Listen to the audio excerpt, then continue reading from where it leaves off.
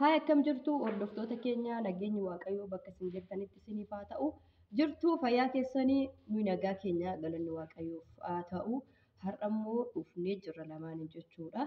Egaa warroonni chaanaala keenya haaraa taatan chaanaala keenya sabiskiraayib gochuun maatii nuuf ta'an affeerraa keenya. Egaa abbaan manaa kun nagaa isin haa gaafatu ergammoo nagaa isin gaafate deebinee abbaan manaa kiyyaa maal akka godhu viidiyoo keessatti hojii isaa argitu jechuudha. Nagaa gaafadhu hordoftoota. Akkam jirtu kabajamtoota fi hordoftoota keenya nagaa waaqayyoo bakka jirtanitti isiniif haa ta'u. Akkam jirtu nagaa keessanii nuti nagaa keenya galanni waaqayyoof haa ta'u. Amma waan itti jirru nu duukaa viidiyoo kana ilaalaa hin argitu jechuudha. Egaa hordoftoota kiyyaa samoona darbee qufaan garmalee naqabee ture jechuudha. Viidiyoo darban keessatti sagaleen koollee xiqqoo jijjiiramee jira jechuudha. Kanarraa kan ka'e dhadhaan biyyarraa naa ergamee ture. Dhadhaa sana yeroo jalqabaa ofuma kootiif hin dibadhe. Har'a immoo dhadhaa sana abbaan manaa kiyyaa rifeensa kiyya jechuudha. Na dibaa mee akkamitti akka na dibu rifeensa kiyya akkamitti akka naa filu akkamitti akka naa babbareechu walumaan aadaa wannuun isiniin jedha. Egaa dhadhaa jechuudha. Isatu qabee jira. Dhadhaa as keessatti qibaatii wajjin jechuudha waliin make jechuudha. Dhadhaa baay'een fayyadamu ani biyyarraa naa dhufe dhadhaan kun yeroo tokko fayyadame yeroo lammaffaa fayyadamaa jira jechuudha. Rifeensi kiyya dibata baay'ee hin barbaadu dibata muraasa kan barbaadu jechuudha. Kanaaf egaa dhadhaa kana abukaadoo wajjin jechuudha. Yeroo baay'ee qibaatii abukaadoo fayyadama. Abukaadoo ofii fi dhadhaa waliin makee kun abbaan manaa kiyya na dibuutti jira jechuudha. Rifeensa kiyya mee jalqabi biloo jalqabi. Egaa amma kunoo jalqabeen jira jechuudha. Amma ni beeku. Inuma beektaa baay'ee namatti tola. Kunoo akkuma argaa jirtanii dhadhaa. Haadha manaa ofii abbaan manaa kunuunsuun waan namatti toludha. Haati manaallee akkasuma abbaa manaa ofii yoo kunuunsite baay'ee namatti tola jechuudha. Wal gargaarreeti. Bareedinni fi fayyummaan haadha manaa kan abbaa manaati numaaf ta'a jechuudha. Maayi lubbu waan isi eebbisu. Homaa rakkoon qabu booneeti. Na samoona kana immoo viidiyoo garaagaraa waraabeen ture.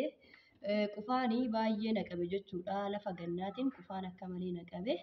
Haa ta'u malee yeroo qufaan naqabetti kunoo abbaan manaa kiyyaa baay'ee na kunuunsaa kunoo dhadhaa na dibaa jira jechuudha. Fataa zanaa jedhee dhadhaa na dibaa jira abbaan manaa kiyyaa. Kunoo akkuma argitanii baay'ee na dibaa jira. Addaan baninaan jedha kunoo na dibaa. Rifeensi kiyya immoo dibata baay'ee hin barbaadu. Garuma addarraa kanatti hin barbaade jechuudha dibata. Garas mataan si baay'isaa jiranis kunoo. Si qabbaneessaa jira miti? Baay'ee na qabbaneessaa jira. Akkami beekee si dibaa jira ani immoo? Baay'ee na dibda malee. Baay'ee na dibaa jirta malee. Garanaanis. Haalli kee baay'ee namatti tola. Kun akkanatti itti naasu sukkuumi malee. Kan si sukkuumaa bana. Sagalee kee illee ol luufuu daawwattoota keenya. Sagaleen kee baay'ee hin dhaga'amu. Sagaleen abbaa manaa keetii jedhanii namoonni baay'een jechuudha yaada nuuf kennanii turani. Sagalee oolan kaasaa jira. Asumaan fataa godhiiti. Kun as keessa fataa godhii na dibii gaditti qaqqabii. Egaa hordoftoota keenya abbaa manaa akka kootii isiniif haa kennu. Abbaan manaa kiyyaa mana koo keessatti baay'ee na kunuunsaa jira jechuudha. Qofaan erga naqabee viidiyoo garaagaraa isinii waraaban jira jechuudha. Bunallee naa danfisaa, ittoollee naa hojjetaa. Bakka fataa zanaa jedheen jiraachaa jira isiniin jedha. Yaa gaa'ilatti waan isin milkeessu kanarratti mee maal jettati? Ani kanarratti kuni boonee koo siif waan guddaa miti jechuudha. Kuni darbee bakka hundas yoo jiraachuu baate illee nama wal jaalatu bira kana miti wanti kana oliyyuu yoo jiraate yoo waliif godhanii rakkoo hin qabaatu. Kanaaf immoo yeroo ati dadhabbitu yookiin akka tasaa fakkeenyaaf akkuma samuunaa waanti qabeenyu taate kanatti anis bira jiraachuu koo sitti agarsiisuu fi waan sasalphaa kana gochuun homaanatti ulfaatu kunisiif maddeedha siin jedheera. Waan kamittuu walumaan hirmaannaa jechuudha. Fakkeenyaaf hojii mana keessaa tamma iddoolee hojjetee buna naa danfisaa Sagalee waan qabe. ati irratti kuni waan baay'ee natti ulfaatus miti gara fuulduraattis jechuudha. Maaliifin nama wal jaalatu gidduutti waan baay'ee namatti ulfaatu miti. Kana ol waan baay'een hin jira ani baay'een si jaaladha. Kanaaf waan ati barbaadde kamiyyuu hammumni koo danda'u gochuudhaaf duubatti hin deebi'uun siin jedha. Baay'ee galatoomii. Egaa akkuma dhageessanii akkuma argitanii dhugaadha. Nama wal jaalatu gidduutti wanti kamuu nama hin rakkisu hordoftoota kiyyaa waan nan jaalala jechuudha. Jaalalli jiraannaan homtuullee yoo mana keessaa dhabame jaalalli jiraannaan waanummaan nama dhibu tokkoyyuu hin jiru.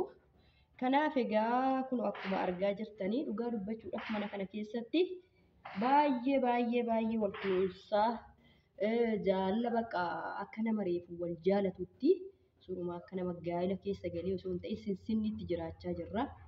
Egaa baay'ee namatti tolaa isiniin jedha hordoftoota kiyyaa. Kanaaf egaa kun akkuma argaa jirtanii baay'inaan jechuudha. Iddoo kana na dibin jedheen iddoo kanallee na dibee amma garuu Akkamii gaheera moo maali fiixeesaa akkanatti qabeeti as kennisa siifan qaba. Fiixeesaas immoo na dibi fiixeesaas baay'ee ciraaree waan jiruuf harka kee irratti illee sukkuu mitiiti fiixeesaa na dibi. Egaa hordoftoota kiyyaa waaqayyoon nagaan biyya abbaa keessanii isin haa galchuu jaarsa bareedaa isinitti haa qabu. Rakkoon qabu suuqiidha. Koonan dhaaba kaameeradha deemina gadi goottu. Egaa hordoftoota keenya namatu gidduudhaan waamee kanaaf kaameeraa keenya cufne jechuudha. Kunoo kana fakkaata amma abbaa manaa kiyya na dibeetii xumuree garuu amma waliin gahaa jira jechuudha. Caafii isaa keessa isaa maalsaa waliin gahee fataa gochaa jira jechuudha. Akkuma jalqaba isiniin jedhee rifeensi kiyya maddee barbaada jechuudha. Dibata muraasa barbaada. Rifeensi kiyya baay'ee mirxiidhaan jedha. Maaliif yoo jettanii akkuma ati qabditti qabama. Dibata amma yookiin guyyaadhaan hin barbaadu. Qibaatis akkuma nama isinitti agarsiise jechuudha. Qibaatii abukaadoo kana fayyadama jechuudha. Ani bara jireenya koo guutuu abukaadoo akkanaa fayyadama jechuudha. Akkasii isiniin jedha.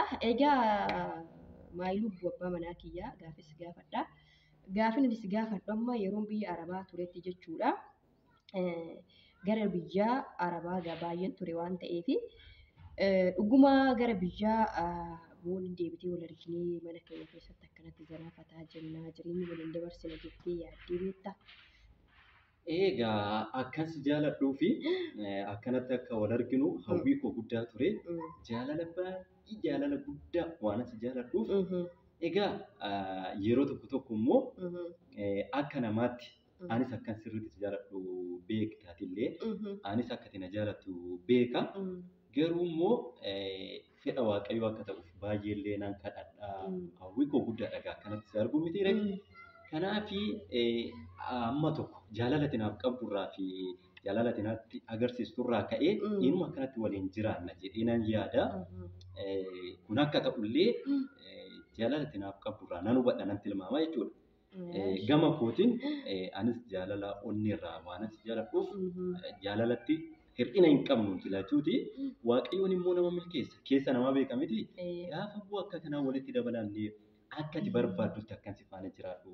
Atillee akka garaa koo akka naa taatu duraanis hubataan ture. Nani yaada anillee immoo jireenya irratti wal dhimna warra akkasii ta'e yaadu. Maaliif waan ati barbaaddanis amma humna koo siifin ta'a. Siifin ta'a jedhee yaada. Atis illee akkasumatti hin taate jedhee waan yaaduuf kunuma ta'a jedhee sirriitti hawwiidhaanis eegaa ture. Nan abdadhaan ture. Waaqayyoon immoo taasiseera. Waaqayyoof galanni haa ta'u baay'ee si galateeffadha. Anis baay'een si jaaladha. Baay'een si kabaja. Abbaa manaa koo lubbuu qaalii. Egaa hordoftoota keenya rifeensa koo dibadhee xumuree amma rifeensa koo walitti qabadhee xiqqoo gibbiidhuma keessa waan ooluuf foonadhuma koo waan ooluu fi baay'ee gadi hin bahu waan ta'eef shaashiillee shaarbii minaamini kana ittiin maradhu haaluma kana fakkaatu inni gibbii kiyya keessa oolaa. Sababii qufaan na qabee mataan baay'ee na dhukkubuu fi har'aa dhadhaa dibadheen ture. Dhadhaan ishillee baay'ee urgooftii akka hoo kiyyatu naa erge jechuudha.